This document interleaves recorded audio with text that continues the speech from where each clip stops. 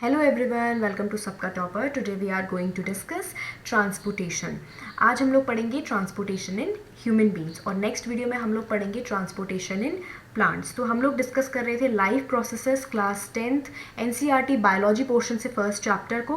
We have covered respiration and digestion and before proceeding I would suggest to subscribe our channel to stay connected with us. तो हम आज start करते हैं transportation in human beings को। ये जो आपकी एक्टिविटी है इसको मैं स्किप कर दूंगी, ठीक है। आप लोग इसे खुद जो एक बार रीड आउट कर लीजिएगा। We have seen in previous sections that blood transports food, oxygen and waste materials in our bodies.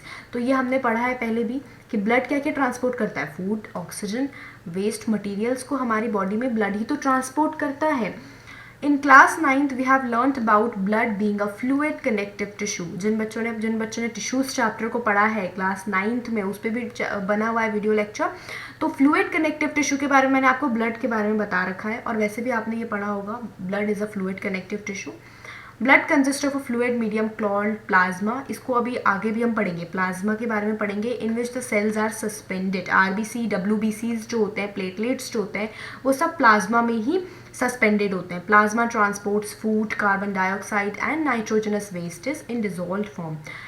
Plasma के थ्रू जो है आपका फूड हो गया, कार्बन डाइऑक्साइड हो गया, नाइट्रोजनस वेस्टेज जो होते हैं जितने भी हमारी बॉडी के, वो सब डिजोल्व्ड फॉर्म में जो है, मतलब घुली हुई फॉर्म में जो है वो ट्रांसपोर्ट होते हैं। Oxygen is carried by the red blood cells. Many other substances like salts and are also transported by the blood.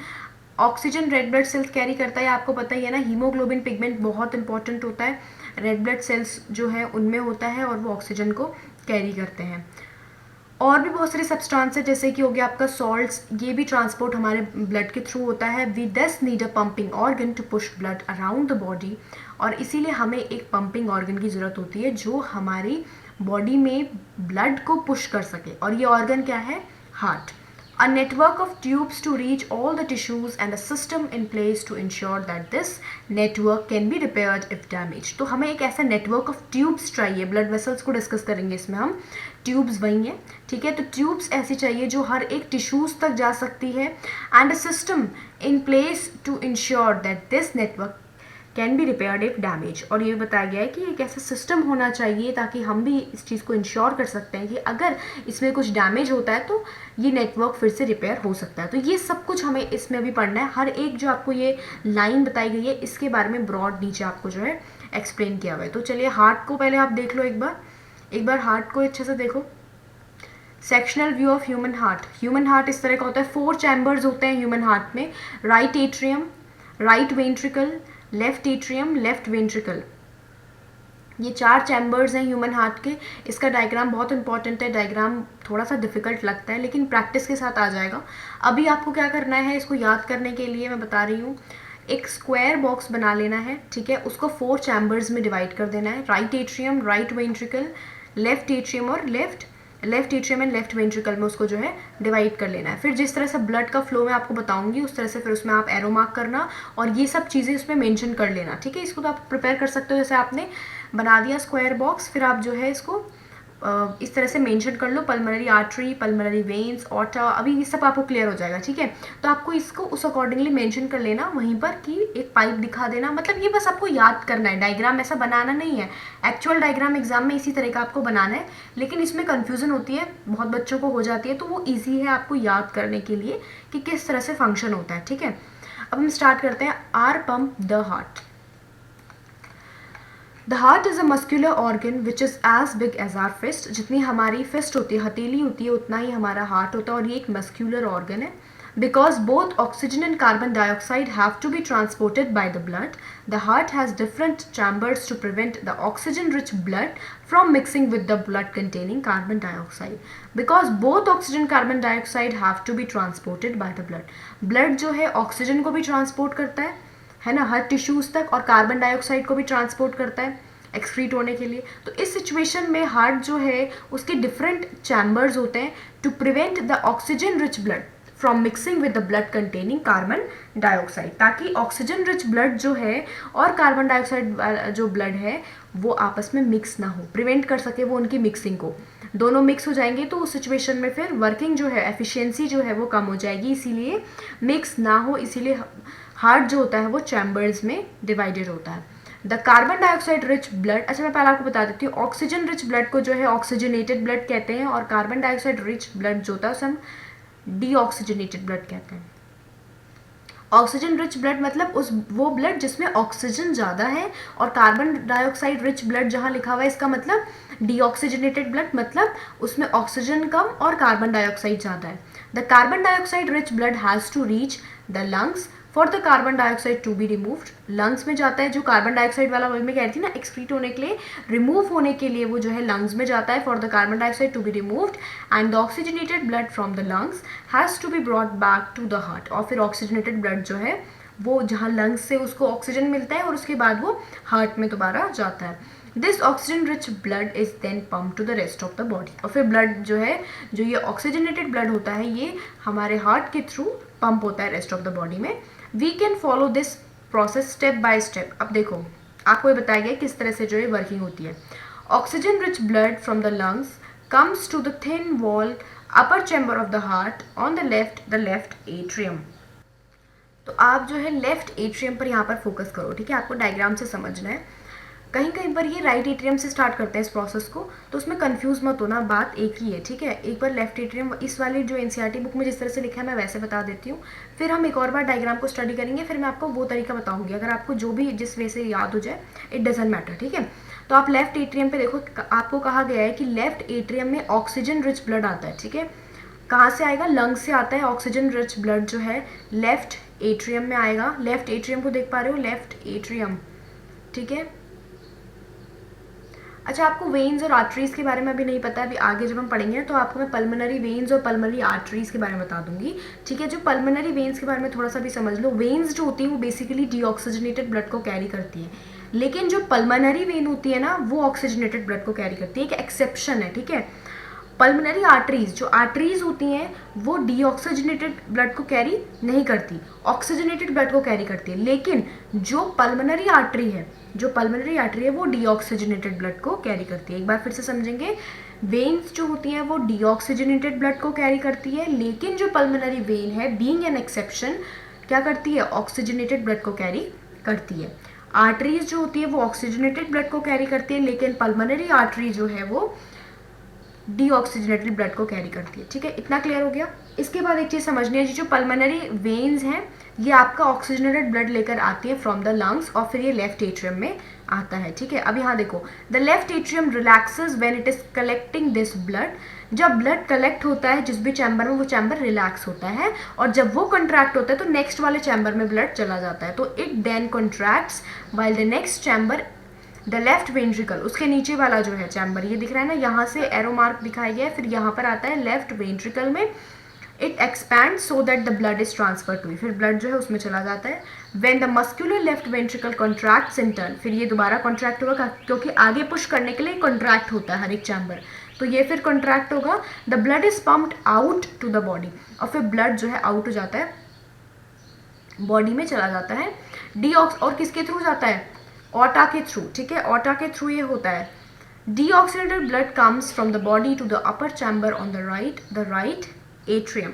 अब यहाँ पे फिर से आपको बताया गया, आप इस साइड आ जाओगे तो यहाँ पे वेना केवा, जो सुपीरियर और इन्फीरियर वेना केवा, सुपीरियर यानी जो आपके हार्ट के ऊपर वाले पोर्शन से ब्लड लाती है, और इन्फीरियर यानी जो आपके हार्ट के नीचे वाले पोर्शन से ब्लड लाती है, superior and inferior vena cava. तो वहाँ से ब्लड आता है, deoxygenated blood comes from the body to the upper chamber on the right atrium में आता है, एज इट एक्सपैंड्स, उसमें फिल हो जाता है।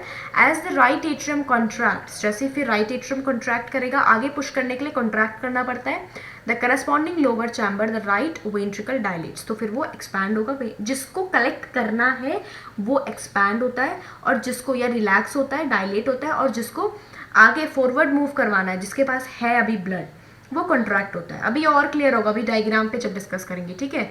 यहाँ तक क्लियर हो गया, आप डायग्राम भी देखते रहो साथ साथ में। This transfers blood to the right ventricle which in turn pumps it to the lungs for oxygenation, oxygen के लिए फिर उसको डीऑक्सीजनेटेड ब्लड को फिर पंप कर देते हैं, भेज देते हैं लंग्स के पास। Since ventricles have to pump blood into various organs they have thicker muscular walls than the atria do. अब आपको याद रखना है, वेंट्रिकल्स के पास क्या होता है? थिकर मस्कुलर वॉल्स, ये आपको याद रखना है, ठीक है, आपके लिए गिव रीजंस में आ सकता है। Walls ensure that blood does not flow backward when the artery or ventricles contract। तो ये जो बीच में वॉल्स होती है, ये भी आपको ये चीज़ इंश्योर करती है कि जो आपका ब्लड है उसका बैक फ्लो ना हो। अब एक बार डायग्राम डिस्कस करते हैं। अब सबसे पहले मैं एक चीज़ बता देती हूँ तुम्हें, देखो यहाँ पे लिखा हुआ है राइट एट्रियम राइट वेंट्रिकल, यहाँ लिखा है लेफ्ट एट्रियम लेफ्ट वेंट्रिकल, ठीक है, लेकिन ये पोर्शन राइट तो नहीं लगता, ये तो हमारे लेफ्ट हैंड के साइड आ रहा है और ये लेफ्ट जो है वो हमारे राइट हैंड के साइड आ रहा है। तो ऐसा क्यों होता है? तो बेसिकली आपको ये समझना है कि यहाँ पर एक्चुअली कोई ह्यूमन जो है वो आपके सामने खड़ा है और उस ह्यूमन के पर्सपेक्टिव में आपको यहाँ पे बताया गया होता है। तो इसमें कंफ्यूज बिल्कुल भी मत होना, ठीक है। तो यही समझो कि आप हो और आपका राइट पोर्शन और लेफ्ट पोर्शन सामने वाला देख रहा है, इस तरह से आपको जो है यहाँ पे बताया गया रहता है। तो इसमें कंफ्यूज भी मत होना और डायग्राम को आगे पीछे मत करना राइट लेफ्ट देखकर, इसी तरह से इस डायग्राम को बनाना होता है और कंफ्यूज मत हो, इसी डायग्राम को समझना है आपको अच्छे से। अब यहाँ पर देखो वेना केवा से मैं आपको एक बार उस तरह से बताती हूँ जिस तरह से आपके एनसीईआरटी में बता रखा है। लैंग्वेज को आप फिर से पढ़ लेना, ठीक है, मैं एक बार आपको बता देती हूँ। देखो एनसीईआरटी में जिस तरह से दिया है एक बार वैसे बताऊंगी, फिर उसके बाद जिस तरह से आपको दूसरी बुक्स में भी लिखा रहता है और उस तरह से भी आप उसको लर्न कर सकते हो, फिर वो तरीका भी मैं आपको बताऊंगी। मैंने आपको वेन्स के बारे में बताया था कि वेन्स जो है वो डीऑक्सीजनेटेड ब्लड को कैरी करते हैं, लेकिन पल्मोनरी वेन ऑक्सीजनेटेड ब्लड को कैरी करती है। तो यहाँ से हम स्टार्ट कर लेते हैं, पहले एनसीईआरटी के वे से समझना। तो लंग्स के थ्रू जो है यहाँ पर आप देखो पल्मोनरी वेन्स ने क्या किया, ट्रांसफ़र किया है ब्लड को, और ये जो है ऑक्सीजनेटेड है क्योंकि पल्मोनरी वेन्स ऑक्सीजनेटेड ब्लड को कैरी करती है। अब इसके बाद ये आया यहाँ पर, कहाँ, लेफ्ट वेंट्रिकल में। पहले तो लेफ्ट एट्रियम में गया, फिर लेफ्ट वेंट्रिकल में। लेफ्ट वेंट्रिकल के थ्रू ऑटा, लार्जेस्ट आर्टरी ऑटा से जो है पंप हो जाता है पूरी बॉडी में, ठीक है। इसमें 3 सेमिलुनर फ्लैप्स होते हैं और इसके थ्रू पंप हो जाता है पूरी बॉडी में। ये तो हो गया आपका एक सर्कल। अब यहाँ पे दूसरा समझते हैं, दूसरे में क्या होता है। अब आपका जो है डीऑक्सीजनेटेड ब्लड आया इन्फीरियर और सुपीरियर वेना केवा के थ्रू और उसके बाद राइट एट्रियम में फिल हो गया वहाँ पे। अब यहाँ पे राइट एट्रियम में आ गया वो ब्लड और राइट एट्रियम के बाद फिर ये ब्लड जो है राइट वेंट्रिकल में चला गया, जैसा जाता ही है। और फिर सेप्टम अभी मैं आपको बताऊंगी, चलो सेप्टम अभी आपको बताऊंगी, मुझे वॉल्स भी बतानी है, रुक जाओ अभी, ठीक है। राइट वेंट्रिकल में चला गया। अब इस राइट वेंट्रिकल से आप देख रहे होंगे इस साइड से यहाँ पूरा ब्लू ब्लू पोर्शन जो आपको दिख रहा है उसको आप देखते रहो। फिर ये एरो देखो किधर जा रहा है, ये पल्मोनरी आर्टरीज आपको शो कर रहा है ये एरो, ये दोनों पल्मोनरी आर्टरीज हैं। आर्टरीज क्या करती है, ऑक्सीजनेटेड ब्लड कैरी करती है, लेकिन पल्मोनरी आर्टरी क्या करती है, डीऑक्सीजनेटेड ब्लड कैरी करती है। तो ये डीऑक्सीजनेटेड ब्लड ही तो आ रहा था, है ना, राइट एट्रियम और राइट वेंट्रिकल में डीऑक्सीजनेटेड ब्लड आया है बॉडी का। तो ये दोनों आर्टरीज लेके जाती है उसे फिर लंग्स के पास, फिर लंग्स से फिर वही साइकिल होती है, फिर पल्मोनरी वेन्स में आता है और फिर उस तरह से होता है। अब एक बार दूसरे तरीके से समझ लेते हैं। दूसरा तरीका इसको समझने का ये होता है कि आप यहाँ से स्टार्ट करो, डीऑक्सीडेटेड ब्लड के आने से ऑक्सीडेटेड होने के बाद जाने तक, ये एक साइकिल में याद कर लो। तो आपको इसे इस तरह से याद नहीं करना पड़ेगा जिस तरह से दो तरह से यहाँ पे दिया हुआ है ना, कि पहले इस पार्ट का आपको बताया लेफ्ट पार्ट का, फिर राइट पार्ट का, तो आपको उस तरह से फिर उसको याद नहीं करना पड़ेगा। डीऑक्सीडेटेड ब्लड आया वेना केवा के थ्रू, ठीक है, उसके बाद वो राइट एट्रियम में गया। अच्छा मैं आपको एक और चीज़ बता देती हूँ, ये जो आपका राइट एट्रियम और राइट वेंट्रिकल को जो ये पोर्शन सेपरेट कर रहा है, आपको दिख रहा होगा, आई थिंक मेरा कर्सर आपको दिख रहा है, बीच में आपको कुछ सेपरेशन जैसा दिख रहा होगा दोनों के बीच में, जो अभी खुला हुआ है ना, बीच का सेपरेशन, वॉल्व इसी को बोलते हैं। यहाँ पे मार्क नहीं है, ये ट्राइकस्पिड वॉल्व कहलाई जाती है, ठीक है, ये इसलिए होती है ताकि बैक फ्लो ना हो ब्लड का। उसके बाद आपको यहाँ पे दिख रहा होगा लेफ्ट एट्रियम और लेफ्ट वेंट्रिकल के बीच में भी इस तरह की वॉल्व है, ये इसको हम बाइकस्पिड या फिर मिट्रल वॉल्व कहते हैं, ठीक है।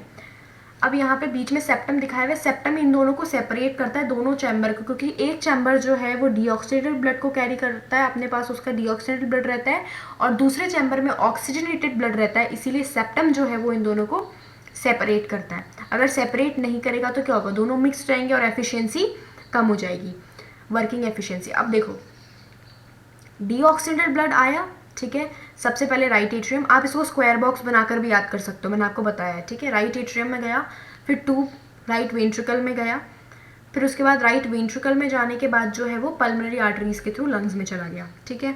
अभी डीऑक्सीडेटेड ब्लड के साथ इतना कुछ हुआ है। अब पल्मोनरी आर्टरीज के थ्रू चला गया लंग्स में, लंग्स में क्या होगा, फिर वो ऑक्सीडेटेड हो जाएगा। अब ऑक्सीडेटेड होने के बाद जो है वो पल्मोनरी वेन्स में आया, ठीक है, पल्मोनरी वेन्स के थ्रू आया, फिर वो लेफ्ट एट्रियम में गया, फिर वो लेफ्ट वेंट्रिकल में गया, उसके बाद वो ऑटा के थ्रू पूरी बॉडी में ऑक्सीजनेटेड ब्लड जो है वो चला जाता है। तो इस तरह से ये पूरी प्रोसेस होती है। होप कि आपको ये समझ में आ गया होगा, ठीक है। इतनी बार मैंने 2-3 बार आपको बता दी है। अभी भी अगर आपको कोई डाउट हो तो आप मुझे कमेंट करना, और अगर समझ में आया है तो लाइक प्लीज़ कर देना, ठीक है। अब हम आते हैं oxygen enters the blood in the lungs. इस टॉपिक को पढ़ेंगे, यहाँ तक आपको क्लियर है। अब आप इसमें देखो, ये फिगर आपको मैं अभी समझाऊंगी। Schematic representation of transport and exchange of oxygen and carbon dioxide. The separation of the right side and the left side of the heart is useful to keep oxygenated and deoxygenated blood from mixing. मैंने आपको भी बता दिया ये बात कि right side और left side separated होती हैं ताकि दोनों जो ऑक्सीजनेटेड ब्लड है और जो डीऑक्सीजनेटेड ब्लड है वो मिक्स ना हो.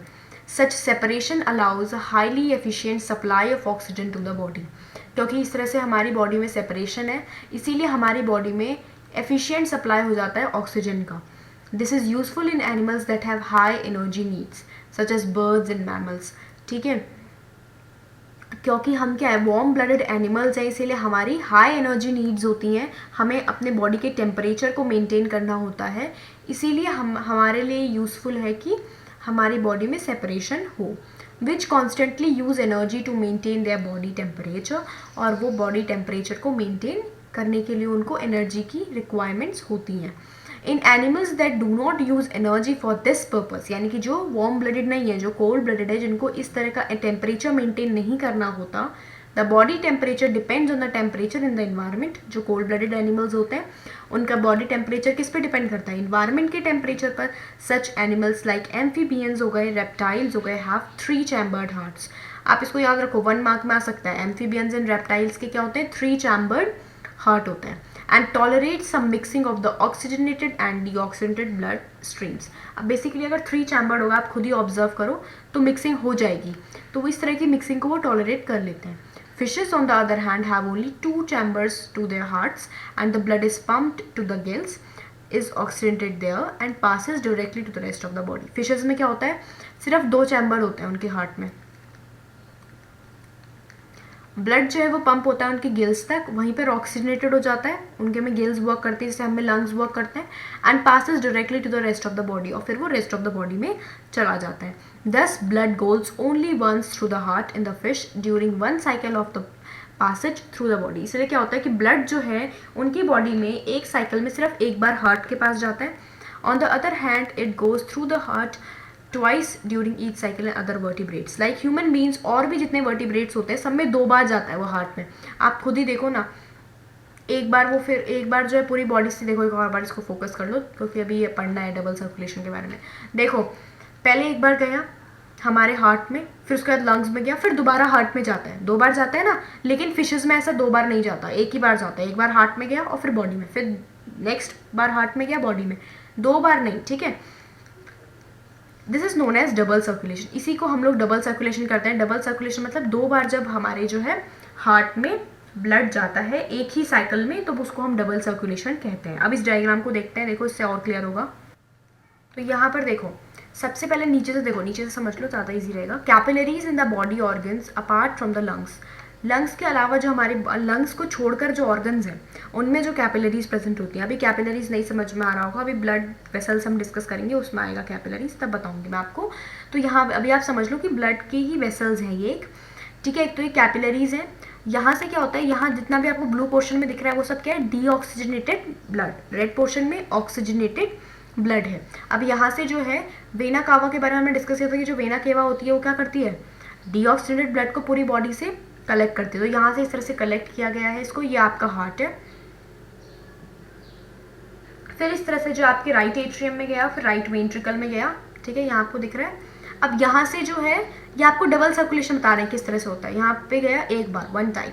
फिर इसके बाद जो है पल्मोनरी आर्टरी के थ्रू, मैंने बताया था कि पल्मोनरी आर्टरी क्या करती है, डीऑक्सीजनेटेड ब्लड को कैरी करती है, ये लंग्स में चला जाता है. अब लंग की कैपिलरीज में exchange of gases take place, और यहाँ पर जो है फिर ये ऑक्सीजनेटेड बन जाता है. फिर ये ऑक्सीजनेटेड जो ब्लड होता है ये आपका पल्मोनरी वेन जो है, मैंने कहा था पल्मोनरी वेन का कैरी करती है ऑक्सीजनेटेड ब्लड. तो ऑक्सीजनेटेड ब्लड जो है लंग्स से आकर के फिर से हार्ट में चला जाता है. Second time double circulation, second time चला गया. अब इसके बाद यहाँ से जो है ये ब्लड ऑटा के थ्रू जो है ऑटा टू बॉडी, पूरी बॉडी में फिर सर्कुलेट होता है। तो इस तरह से जो है सर्कुलेशन होता है ब्लड का पूरी बॉडी में, आपको बताया गया। ठीक है, अब आपको थोड़ा सा ब्लड प्रेशर के बारे में बताया गया। ब्लड प्रेशर को थोड़ा सा डिस्कस कर लेते हैं। The force that blood exerts against the wall of a vessel is called blood pressure. जो फोर्स ब्लड एक्सर्ट करता है, क्योंकि ब्लड जब फ्लो करता है हमारे हार्ट से तो बहुत फोर्स के साथ उसको जो है ऑटा से वो रिलीज होता है, बहुत फोर्स होता है उसमें। तो वो सारे के सारे वेसल्स, जितने भी ब्लड वेसल्स होती हैं, उन वेसल्स में जो हमारी बॉडी में होती है उनमें एक प्रेशर को एक्सर्ट करता है, एक फोर्स को एक्सर्ट करता है, और इसी फोर्स को हम कहते हैं ब्लड प्रेशर। जब प्रेशर के साथ किसी पाइप में बहुत प्रेशर के साथ अगर आप वाटर डाल दो, इमेजिन करो, तो क्या होगा, उसकी जो वॉल्स होंगी पाइप की उसमें प्रेशर आप जो है फील कर सकते हो। तो उसी तरह से एक प्रेशर जो है ब्लड वेसल्स में भी एक्सर्ट होता है, तो इसी को हम ब्लड प्रेशर कहते हैं। This pressure is much greater in arteries than in veins, और ये प्रेशर ज़्यादा जो है आर्टरीज में होता है एज कम्पेयर टू वेन्स। अभी आर्टरीज और वेन्स को डिस्कस नीचे है ना आपका टॉपिक ब्लड वेसल्स, उसमें करेंगे। ठीक है, अभी आप इसको बस समझ लो, आर्टरीज में ज़्यादा होता है as compare to veins. The pressure of blood inside the artery during ventricular systole contraction is called systolic pressure. अब देखो मैं आपको बता देती हूँ, the pressure of blood inside the artery, artery में जब ये प्रेशर होता है ब्लड का, जब आपका सिस्टोल होता है, सिस्टोल यानी कि आपका हार्ट जो है कॉन्ट्रैक्ट हो रहा होता है, उस समय का जो प्रेशर होता है उसे हम कहते हैं सिस्टोलिक प्रेशर। सिस्टोल के टाइम पर जो प्रेशर होता है, कॉन्ट्रैक्शन के टाइम पर जो प्रेशर होता है उसे हम कहते हैं systolic pressure. And pressure in artery during ventricular diastole relaxation, और जब ये हमारा हार्ट जो है वो रिलैक्स हो रहा होता है उस समय जो है डायस्टोलिक प्रेशर होता है। वेंट्रिकुलर क्यों, क्योंकि आपके वेंट्रिकल से आपको इसको जो है बताया गया। ठीक है, वेंट्रिकुलर डायस्टोल और वेंट्रिकुलर सिस्टोल, यहाँ पर आपको बताया गया कि प्रेशर यहाँ पे चेंज होता है। वेंट्रिकुलर डायस्टोल और वेंट्रिकुलर सिस्टोल दो तरह के होते हैं। डायस्टोल मतलब कि रिलैक्सेशन एंड सिस्टोल मतलब कंट्रैक्शन। ठीक है, तो उस तरह से आपका सिस्टोलिक प्रेशर, डायस्टोलिक, ये तो मोर टू नो में है आपका, लेकिन आपको समझा इसलिए रही हूँ क्योंकि कंटेंट के साथ है तो आप इसे समझ लो। The normal systolic pressure is about 120 mm of mercury, Hg मतलब मर्करी होता है, and diastolic pressure is 80 mm of mercury. अब ये क्वेश्चन ना आप लोगों का सैम्पल पेपर में आया था, 2020 एग्जाम का जो सैम्पल पेपर था उसमें भी था, इससे ही एक क्वेश्चन था। ठीक है, तो ये आपको ब्लड, ये कुछ चीज़ें इसमें याद रखनी होती है। बड़ा ब्रॉड क्वेश्चन आने के चांसेस कम है, बट 1 मार्कर में आने के चांसेस इन जगह से ज़्यादा रहते हैं। तो आपको ये याद रखना है ब्लड प्रेशर क्या होता है, and it is easy to learn. इसको 2-3 बार पढ़ो, आसानी से याद हो जाएगा। सिस्टोल का मतलब आप समझ गए हो, ठीक है, कि हार्ट जो है कॉन्ट्रैक्ट हो रहा है, डायस्टोल हार्ट रिलैक्स हो रहा है। हाथों पर भी कर सकते हो, कॉन्ट्रैक्ट रिलैक्स। ठीक है, सिस्टोलिक प्रेशर उस समय का जो प्रेशर एक्सर्ट होता है वो सिस्टोलिक, और जिस समय वो रिलैक्स होता है उस समय जो प्रेशर एक्सर्ट होता है दैट इज डायस्टोलिक। अब यहाँ पे आपको मेजर करने का बताया गया किस तरह से, इसको थोड़ा पढ़ लेते हैं नीचे। Blood pressure is measured with an instrument called Shigmo manometer, इसको आपको याद रखना है। सिग्मो मैनोमीटर जो वो हमारा इंस्ट्रूमेंट है उसके थ्रू ब्लड प्रेशर को मेजर किया जाता है। इसकी स्पेलिंग भी आपको अच्छे से याद रखनी है और इसको थोड़ा सा अच्छे से 2-3 बार आपको प्रोनाउंस भी करना है, Shigmo manometer. High blood pressure is also called hypertension, high blood pressure को हाइपरटेंशन कहते हैं, and it is caused by the construction of arterioles which results in increase resistance of blood flow. अब एक्चुअली कंस्ट्रक्शन ऑफ आर्टरियोल्स जो है ये आपको भी discuss करना होगा। आर्टरीज और वेन्स का नीचे आपका शायद एक डायग्राम भी है, तो मैं आपको बताऊंगी इसमें। आर्टरियोल्स आर्टरीज का एक पार्ट है, ठीक है, वो कंस्ट्रिक्ट होता है तो उससे फिर आपका जो है इंक्रीज जाता है ब्लड फ्लो के लिए, रेजिस्टेंस क्रिएट हो जाता है। जब आर्टरियोल्स कंस्ट्रिक्ट हो जाती हैं तो उस सिचुएशन में आपका बीपी हाई हो जाता है। ठीक है, it can lead to the rupture of artery and internal bleeding. तो जो आपकी आर्टरी है इसमें रैप्चर, उस समय ब्रेक डाउन हो सकती है आपकी आर्टरी, और इंटरनल ब्लीडिंग भी हो सकती है। तो इसीलिए आपको क्या करना है, हाइपरटेंशन नहीं करना है अपना। ठीक है, अच्छे से काम करना है, अच्छे से पढ़ाई करनी है, पढ़ते रहना है बस। ब्लड प्रेशर 120, 80, 120 सिस्टोलिक, 80 डायस्टोलिक, ये आपको पता चल चुका है ना। 120, 80 ऊपर बता दिया मैंने आपको। टू बी मेजर्ड, ये किसी का मेजर करना है, ये उसकी आर्टरी आपको दिखाई गई है। ठीक है, प्रेशर इन कफ अबव 120। अब यहाँ पे देखो rubber cuff inflated with air, ये इस तरह से आपने कभी बीपी मेजर कराया होगा। आर्टरी यहाँ पे क्लोज रहती है, यहाँ से जो है ना ब्लड यहाँ तक तो आ रहा है, लेकिन यहाँ इतना प्रेशर दिया जाता है, आपने इसे फील भी किया होगा अगर कभी आपने बीपी चेक करवाया होगा अपना, तो यहाँ पर क्या होता है, फील होता है कि बहुत प्रेशर हो रहा है। तो यहाँ पे इस तरह से इसे क्लोज कर जाता है, इस आर्टरी को यहाँ पे क्लोज कर देंगे ना, और फिर इसको रिमूव करेंगे, फिर देखेंगे कितने प्रेशर के साथ ये फ्लो करता है, तो वही प्रेशर आपको फिर बताया जाता है।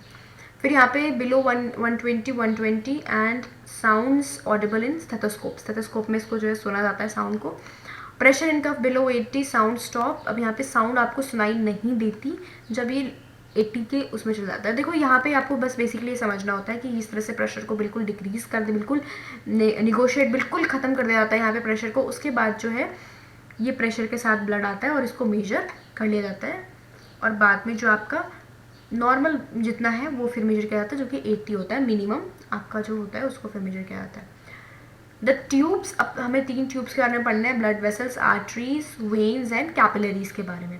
Arteries are the vessels which carry blood away from the heart to various organs of the body since the blood emerges from the heart under high pressure। देखो आर्टरीज जो होती हैं क्या करती हैं, ब्लड कैरी करती हैं away from the heart.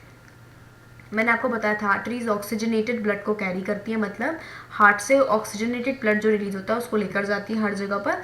Since the blood emerges from the heart under high pressure, मैंने आपको कहा था ऑटा में बहुत हाई प्रेशर के साथ ब्लड जो है रिलीज होता है उसके बाद बॉडी में, तो बहुत हाई प्रेशर में होता है, इसीलिए आर्टरीज की थिक इलास्टिक वॉल्स होती है। Very important for give reason question आ जाता है इसमें भी कि आर्टरीज जो होती हैं वो थिक, उनकी थिक और इलास्टिक वॉल्स की होती है। ये इसीलिए होती हैं क्योंकि हार्ट से जो ब्लड निकलता है वो बहुत हाई प्रेशर में होता है। Veins collect the blood from different organs and veins, pulmonary veins याद है, पल्मोनरी वेन्स जो है वो ऑक्सीजनेटेड ब्लड को कैरी करती है, लेकिन वो मैंने कहा था ना पल्मोनरी मतलब ही एक्सेप्शन समझ लो, एक्चुअल वेन्स जो होती हैं वो डीऑक्सीजनेटेड ब्लड को कैरी करती है, ठीक है। Collect the blood from different organs, अलग अलग ऑर्गन से इसे कलेक्ट करती हैं and bring it back to the heart, और फिर हार्ट के पास लेकर आती है। They do not need thick walls because the blood is no longer under pressure. Basic सी बात है कि उनमें क्यों प्रेशर में होगा ब्लड, है ना, तो वहाँ प्रेशर ना होने की वजह से जो है इनके पास कोई थिक ऐसी वॉल्स की इनको जरूरत नहीं होती। Instead they have walls that ensure that the blood flows in only one direction. Walls जो है किसमें होता है, वेन्स में, आर्टरीज में वॉल्स नहीं होते, वेन्स में आपके वॉल्स होता है, ताकि ये इंश्योर हो सके कि ब्लड जो है वो सिर्फ एक ही डायरेक्शन में फ्लो कर रहा है। ऑन रीचिंग एन ऑर्गन और tissue the artery divides into smaller and smaller vessels to bring the blood in contact with all the individual cells. अब जब किसी ऑर्गन के पास या किसी टिश्यू के पास जब आर्टरी पहुंच जाती है तो बहुत स्मॉल और स्मॉल वेसल्स में जो है वो बन जाती है, to bring the blood in contact with all individual cell, ताकि हर एक सेल के पास जो है ब्लड पहुंच सके। The smallest vessels have walls which are 1 cell thick and are called capillaries. तो फिर ये आर्टरी जो डिवाइड होती है, ये वेसल्स, आपको क्या दिया हुआ है इसका कोई डायग्राम आपको गिवन नहीं है, चलिए ठीक है, तो फिर वो कैपिलरीज बन जाती है। Exchange of material between the blood and surrounding cell take place across this thin wall, तो ये कैपिलरीज के थ्रू ही होता है, ठीक है। अभी आप जब स्टडी करोगे तो आप देखना एक्सक्रीशन में भी आपकी जो कैपिलरीज है वो प्रेजेंट होती है।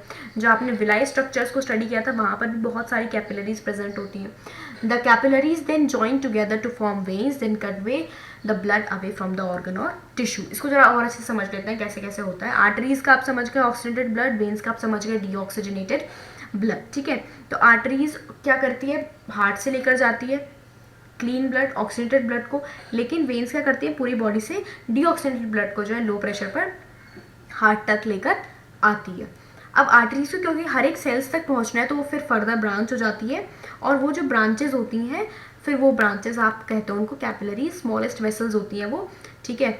अब जो ये स्मॉलेस्ट वेसल्स है, स्मॉलर एंड स्मॉलर, जो आर्टरीज है वो तो स्मॉलर वेसल्स में हो गई कन्वर्ट, और जो फिर ये स्मॉलेस्ट वेसल्स होती हैं ये आपकी हो जाती है कैपिलरीज, इनको हम कैपिलरीज कहते हैं। और फिर ये कैपिलरीज जो है ये ब्लड को जो है हर एक सेल तक पहुंचाती है, और फिर इस कैपिलरीज ज्वाइन होकर वेन्स, मतलब ये इस तरह से है कि आर्टरीज और वेन्स के बीच में जो कैपिलरीज है वो उन दोनों को ज्वाइन करते हैं, आर्टरीज और वेन्स। तो एक्सचेंज भी तभी हो पाता है कैपिलरीज, क्योंकि आर्टरीज में और वेन्स में अगर कभी एक्सचेंज करना है तो फिर वो कैपिलरीज के थ्रू ही होता है, ठीक है।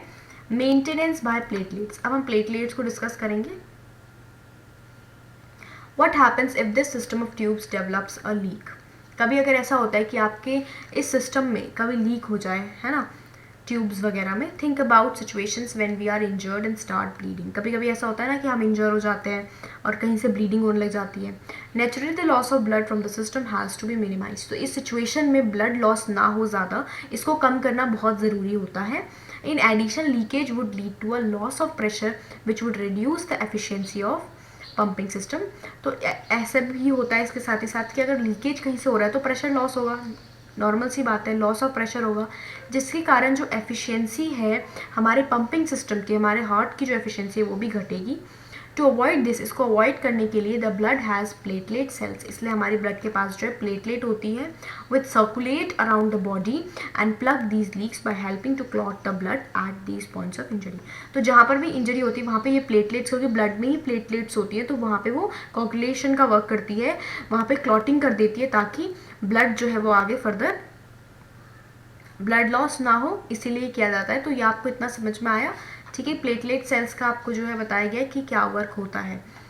तो इस तरह से आपका ये पूरा टॉपिक क्लियर हो गया होगा हार्ट वाला। अगर अभी भी कोई चीज़ नहीं समझ में आई है तो कमेंट ज़रूर करना, मुझसे पूछ लेना तुम, ठीक है। और इसके साथ ही साथ मैं ये कहूँगी कि चैनल को सब्सक्राइब कर दो ताकि तुम्हें जो है अच्छा कंटेंट जो है वो मिलता रहे, ठीक है। और जो हम इतना वर्क कर रहे हैं तो उसके लिए एक सपोर्ट भी है, वो मोटिवेशन मिलती है उससे अच्छा कंटेंट जल्दी जल्दी प्रोवाइड करने की। तो ये करना है, वीडियो को लाइक भी करना है, शेयर करना है और आपको कमेंट भी करना है, इतना सब वर्क आपको जो है करना ही करना है, ठीक है।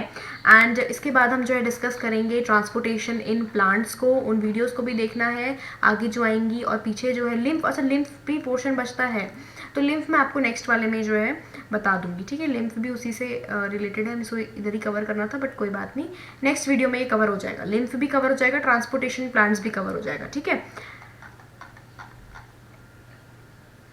सो नेक्स्ट वीडियो में ही लिम्फ को भी ले लेंगे, ठीक है। तो ट्रांसपोर्टेशन ब्लड का तो मेन पढ़ लिया हमने, लिम्फ में थोड़ा सा बताना है, लिम्फ को नेक्स्ट वाले में ले लेंगे और ट्रांसपोर्टेशन प्लांट्स को भी, क्योंकि ट्रांसपोर्टेशन प्लांट्स जो ज़्यादा बड़ा नहीं है टॉपिक। हाँ, ट्रांसपोर्टेशन इतना प्लांट्स जो उतना बड़ा टॉपिक नहीं है तो लिम्फ को भी उसी में हम इंक्लूड कर देंगे, ठीक है। तब तक के लिए good bye, take care, thanks for watching.